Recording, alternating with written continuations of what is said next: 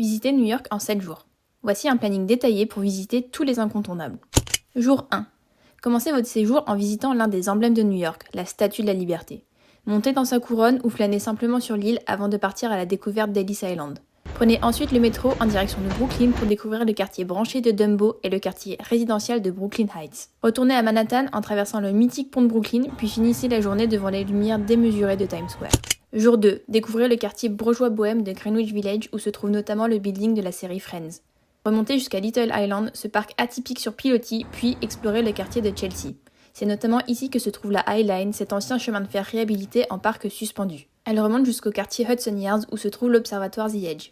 On vous conseille d'y monter au coucher de soleil, la vue y est encore plus magique. Jour 3. Continuez d'admirer New York vue d'en haut en montant au Top of the Rock. La vue sur la skyline de Manhattan est digne des cartes postales. Redescendez pour un moment culture en visitant le MoMA, l'un des musées d'art contemporain les plus réputés du monde. Vous serez ensuite idéalement situé pour passer devant les trésors de la 5e avenue, la cathédrale Saint-Patrick, Bryant Park, la New York Public Library. Finissez ensuite votre journée à bord d'un bateau de croisière qui longera le sud de Manhattan, un moment magique en perspective. Jour 4. Si le budget le permet, prévoyez un vol en hélicoptère pour commencer cette journée.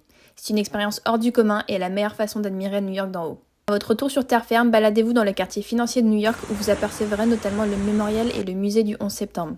En fin de journée, rendez-vous à Broadway pour passer votre soirée en regardant l'une des comédies musicales. Le Roi Lion, MJ the Musical, Harry Potter, etc. Jour 5. Partez à la découverte des quartiers street art de New York, Williamsburg et Bushwick à Brooklyn. Retournez ensuite à Manhattan pour une pause nature dans le poumon vert de la ville, Central Park.